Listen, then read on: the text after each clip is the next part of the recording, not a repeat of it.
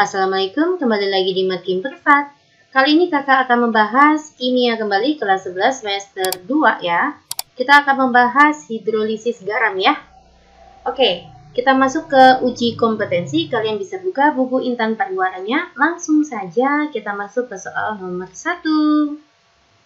Pasangan garam bersifat netral. Oke. Jika garam bersifat netral, maka garam itu gabungan dari apa, Dek? Gabungan dari basa kuat dan asam kuat. Untuk penjelasan teorinya, kalian bisa simak video kakak sebelumnya ya.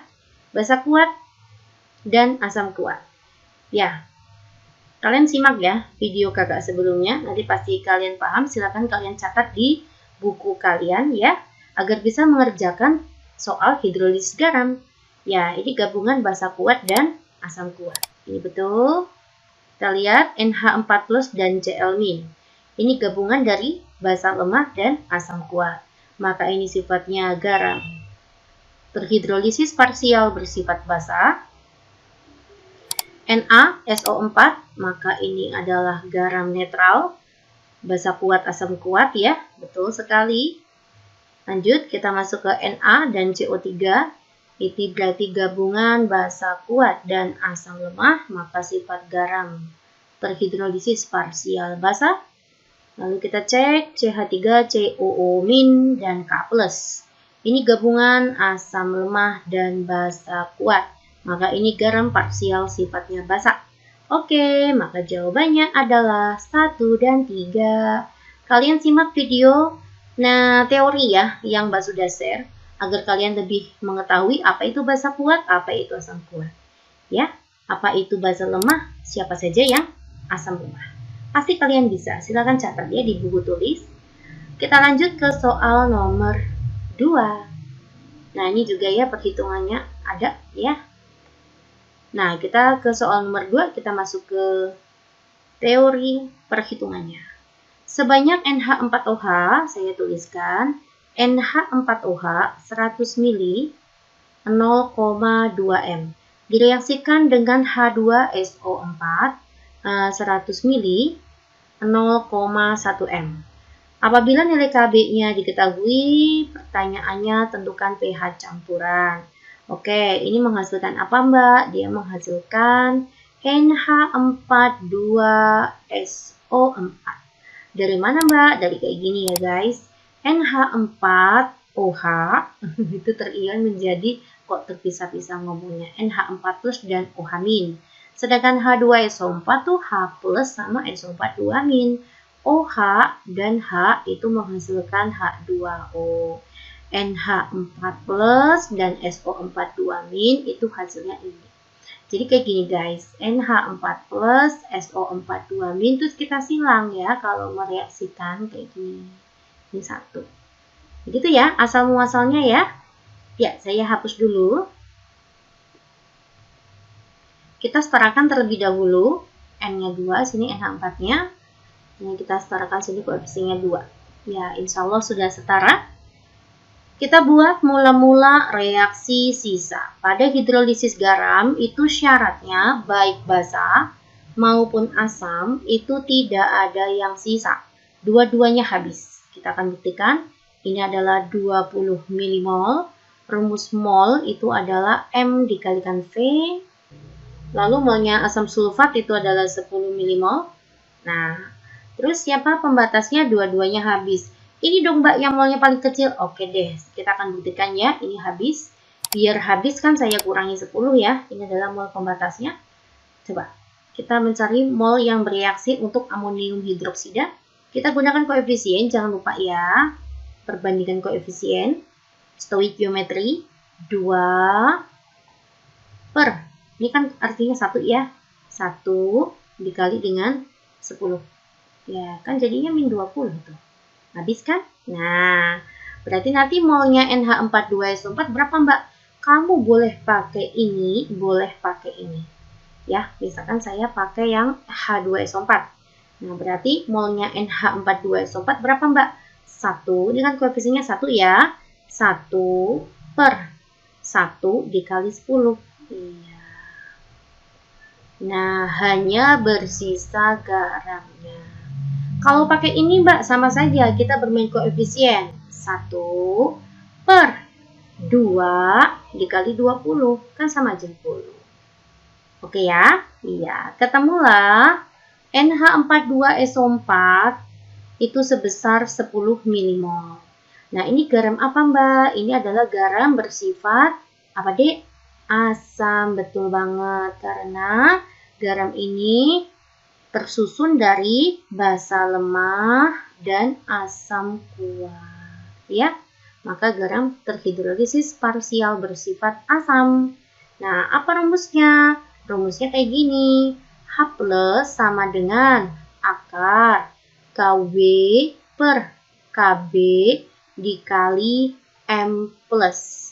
Untuk teorinya kalian bisa lihat ya video kakak sebelum ini. Oke ya. Ya, KW-nya berapa, Mbak? KW-nya itu adalah 10 pangkat min 14. Ini adalah tetapan ya. KB-nya di soal ada 10 pangkat min 5. M plus-nya berapa? M plus itu dari mana sih, Mbak? Dari sini, guys. Cara cepatnya kayak gini. Ini kan terion menjadi NH4 plus dan SO4 2-. Nah, yang dikatakan M plus tuh ini. M plus-nya tuh ada 2. Nah, kalau kalian pengen ionin kayak gini. Dia terion jadi apa, Mbak? 2NH4 plus dan SO4 2-. Nah, kita mencari M plus ini, guys. Ya. Nah, kita mencari M ya. Rumusnya M itu adalah mol dibagi volume. Jangan lupa volumenya wajib volume total. Karena garam ini adalah hasil pencampuran NH4OH sama asam sulfat. Berarti volumenya 200 ml ya. Jawabannya adalah 0,05 M. Itu untuk konsentrasi garamnya. Kalau yang ditanya M plusnya, maka kita bermain koefisien. 2, ini M plus ya. M plus itu artinya konsentrasi kation, ini M plusnya ini. Per 1, ini koefisiennya 1 ya. Dikali 0,05. Jawabannya 0,1 M. Sampai sini paham mencari M plus? Ya, saya masukkan ya ke perhitungan. Maka saya masukkan di sini 0,1 atau 10 pangkat min 1. Hilang, sini sisa min 4. Hilang, sini sisa min 10. Maka akar 1 kali 10 pangkat min 5 adalah 10. Akar 1 kali 10 pangkat min 10 itu adalah 1 kali 10 pangkat min 5. Maka pH-nya ketemu 5 ya, 5 min log 1. Bagaimana teman? Paham ya? Kalian ulang lagi boleh agar lebih paham. Nomor 3. Volume air yang dibutuhkan untuk melarutkan 6,3 gram natrium sulfit. Oke, diketahui Na2SO3 ternyata 6,3 gram. Apabila pH-nya adalah 10, ternyata Ka-nya 1 kali 10 pangkat min 7, MR-nya adalah 126. Pertanyaannya volume. Nah, berarti kita mencari apa dulu ya, Dek? Kita akan mencari konsentrasi. Ya, apa sih rumusnya? Gram per mr dikalikan 1000 dibagi volume dalam bentuk mili. Nah, gramnya di soal sudah ada, ya. MR-nya ada, ya. Kita masukkan 6,3. MR-nya itu 126 dikalikan 1000. Volume nanti ditanyakan. Nah, konsentrasi garam kita belum ketemu. Oke, nah sekarang kita akan cek terlebih dahulu. Ini garam gabungan apa dengan apa ya? Kita cek. Terion menjadi 2Na+, dan SO3 2-. Maka gabungan basa kuat dan asam lemah. Ini basa kuat, ini asam lemah. Nah, maka ini garam terhidrolisis parsial bersifat basa. Paham sampai sini? Iya. Karena dia bersifat basa, maka nanti rumusnya OH- sama dengan akar KW per Ka dikali M-. Paham ya guys? Di soal diketahui pH-nya 10. Maka nanti pOH-nya itu adalah 14 dikurangi pH. Sorry. Ini pH. Karena pH ditambah pOH itu pKW ya. pKW itu nilainya 14. 14 kurangi 10 itu 4. Nah, pOH-nya ketemu, maka OH-nya ketemu. Begitu. Mudeng, OH-nya saya letakkan di perhitungan ya. 1 kali 10 pangkat min 4. Kawitnya itu 10 pangkat min 14. KA-nya diketahui di soal. Nanti nilai M-nya ketemu. Ya, agar akarnya hilang, kedua ruas saya kuadratkan, maka 1 kali 10 pangkat min 8 dikali 1 kali 10 pangkat min 7 dibagi 10 pangkat min 14. Ketemulah nilai M-nya 10 pangkat min 1. Ya, ini kan 8 tambah 7 kan min 15 ya, min 15 dibagi min 14 kan sisa min 1. Oke ya, M-in tuh yang mana Mbak? M-in yang ini Dek, kita masukkan ke sini. Nah, inilah M-in. Ya, maka nilai M-in adalah 1 kali 10 pangkat min 1. M-in itu artinya konsentrasi untuk yang anion ini ya. Berarti M garamnya berapa Mbak? Kita bermain koefisien. Ini kan kalau nggak ada angkanya otomatis 1 ya, ini juga 1. Maka konsentrasi garamnya tuh 1 per 1 dikali I. Maka konsentrasi garamnya itu sama ya dengan konsentrasi M-nya 1 kali 10 pangkat min 1. Saya masukkan ke perhitungan ini ya. 1 kali 10 pangkat min 1. Kita coba hitung ya Dek ya. 126 dikalikan 0,1 itu adalah 12,6 dikalikan V ya. Sama dengan 6300. Maka nanti V-nya ketemu 6300 dibagi dengan 12,6. Jawabannya adalah 500 mili. Begitu, ketemu deh. Paham ya Dek ya? Kita bisa lanjut? Ya, kita lanjut ke soal nomor 4. Apabila garam Mi mempunyai pH 5. pH 5 berarti garam itu termasuk garam asam ya. Ya. Kalau misalkan garamnya asam di soal diketahui Kb ya. Karena kalau garam asam itu rumus H+ sama dengan akar Kw per Kb dikali M+. Jadi kalau H+ justru pakainya Kb. Kalau untuk hidrolisis garam ya, untuk hidrolisis garam. pH-nya 5, maka nanti H+-nya 10 pangkat min 5 ya.